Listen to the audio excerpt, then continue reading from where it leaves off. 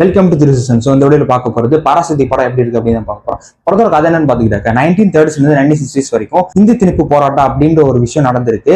அதை பேஸ் பண்ணி தான் அந்த படத்தோட கதையாவே அமைஞ்சிருக்கு. அண்ட் இது ஒரு உண்மை சம்பவத்தை பேஸ் பண்ணி எடுக்கப்பட்ட படம் அப்படின்றதுனாலே படம் ஸ்டார்ட் ஆகும்போது ஒரு கேரக்டர் இன்ட்ரோடியூஸ் பண்ணி லவ் சீன்லாம் வச்சு ரொம்ப பொறுமையா ஒரு மாதிரி ஓகே இறக்கமா தான் கொண்டு போயிருந்தாங்க. அதுக்கப்புறம் இன்டர்வல்ல தான் அது ஒரு மாதிரி பீக் லெவலா இதுமே தான் சூப்பரா இருக்கும் அப்படின்னு ஒரு ஃபீலா தான் இருந்துச்சு. ஆனா செகண்ட் ஹாஃப் அப்படியே லவ் சீன் மாதிரி அப்படியே ஸ்டார்ட் ஆகி அப்புறம் கொஞ்சம் விறுவிறுன்னு கொண்டு போய் கிளைமாக்ஸ் ஓரளவுக்கு ஓகேவா கன்வின்சிங்கா முடிச்சிருந்தாங்க. படத்துல பர்ஃபார்மன்ஸ் சிவகார்த்திகனா இருக்கட்டும், அதர்வாவா இருக்கட்டும், ஒரு முக்கியமா ரவி மோகனா இருக்கட்டும், அப்புறம் ஸ்ரீலீலாவா இருக்கட்டும், எல்லாருமே கொடுத்துருவா சூப்பரா பண்ணியிருந்தாங்க.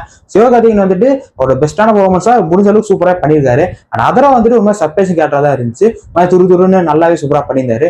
அண்ட் ரவி மோகன் ரவி மோகன் அவர் வந்து இதுல என்ன சொல்றதுங்க, வில்லத்தனமான ஒரு சூப்பரான வில்லனா ஒரு இரிட்டேட்டிங் பண்ற கேரக்டரா நல்லாவே பண்ணியிருக்காரு. பட் அவருக்கு இன்னும் கொஞ்சம் ஸ்கோப் கொடுத்துலாம் தான் எனக்கு தோணுச்சு. அதே மாதிரி சேம் டு தட் அதர்வாவுக்கும் அதே மாதிரி இன்னும் கொஞ்சம் இம்பார்ட்டன்ஸ் கொடுத்துலாம்னு தோணுச்சு. சரி, ஒரு கேரக்டர் இந்த படத்துல ஒரு இல்லைனா கூட வந்து பெருசா எங்கேயும் ஜம்ப் ஆக கூட வாய்ப்பு இல்லை. பட் அவங்க வேலை என்ன கொடுத்த வேலையோ அதை கரெக்டா பாத்துருக்காங்க.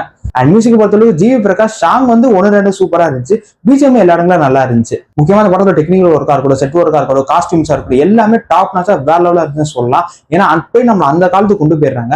அவ்வளவு ரியலிஸ்டிக்கா சூப்பரா இருந்துச்சு. படத்துல மேக்கிங் அப்படியே நம்மள உட்கார வச்சது உண்மையிலே பார்க்க சூப்பரா இருந்துச்சு. இதெல்லாம் ஒரு பக்கம் இருந்தாலுமே படம் எது பத்தின ஒரு படம், ஹிந்தி திணிப்பு போராட்டம், அதை பத்தி கொஞ்சம் இம்ப்ரெசிவா போல்டா நல்ல ஒரு மாசா அப்படி கொண்டு போவாங்கன்னு நினைச்சா லவ் சீன் அதுக்கு ரொம்ப இம்பார்ட்டன்ட் கொடுத்து ரொம்ப பொறுமையா ரொம்ப ஒரு மாதிரி கொண்டு போயிட்டாங்க. அதுலயும் ஃபர்ஸ்ட் ஹாஃப் வந்துட்டு என்ன சொல்றது, முக்காசி சீன் லவ்ல தான் போகும். ஏதோ 1-2 இடங்கள் தான் இந்த ஹிந்தி திணிப்பு போராட்டம் அப்படின்ற மாதிரி இருக்கும். இது எப்படி இருக்கு அப்படின்னா, இவங்க வந்து லவ் சீனுக்கு முக்கியத்துவம் கொடுத்துதான் அதை எடுத்துட்டே இருப்பாங்க. டக்குன்னு வந்துட்டு வாமல இது அதுக்கான படம் எல்லாம் சரி வாங்க டக்குன்னு அந்த சீன் போவோம், டக்குன்னு இதை பத்தி ஒரு பேசுவோம் அப்படின்ற மாதிரி கொண்டு போன மாதிரி இருந்துச்சு. இதெல்லாம் ஃபர்ஸ்ட் ஹாஃப்ல தான் ரொம்ப இருந்துச்சு. பட் செகண்ட் ஹாஃப் கம்பேர் பண்ணும்போது ஃபர்ஸ்ட் ஹாஃப்ல எந்த அளவுக்கு செகண்ட் ஹாஃப்ல இல்ல. செகண்ட் ஹாஃப்ல 1-2 லவ் சீன் தான் வருது. பட் அதை தவிர்த்துட்டு கொஞ்சம் இன்ட்ரெஸ்டிங்கா இந்த விறுவிறு நல்லாவே கொண்டு போயிருந்தாங்க. நான் எப்படி பார்த்தா இந்த படத்துல ஏகப்பட்ட பிரச்சனை வர வேண்டியது. ஆனா இவங்க எப்படி அடிச்சு பிடிச்சி சென்சார் சொல்லி வாங்கிட்டாங்க. ஆப்வியஸா அவங்க வாங்கிடுவாங்கன்னு தெரியும் தான். அதுக்கான காரணம் அது ஒரு வேற ரீசன் தான். ஆனா ஜனநாயகன் படத்துக்கு ஏன் அப்படி பண்றாங்கன்னு தெரியல. என்னதான் பண்ணாலும் சரி நான் குடிக்க மாட்டேன் அப்படின்னு தலையில நிக்கிறாங்க. என்ன இளவு என்னன்னே தெரிய மாட்டேங்குது. ஓவரால பராசக்தி எப்படி இருக்கு பார்க்கலாமா நம்மள பார்த்தே தீரணுமா அப்படின்னு கேட்டீங்கன்னா ஒரு நல்ல கதையை எடுத்திருக்காங்க. அங்கங்க சில பிரச்சனைகள் இருக்கு. சில இடங்கள்ல கொஞ்சம் கோட்டு விட்டுட்டாங்க.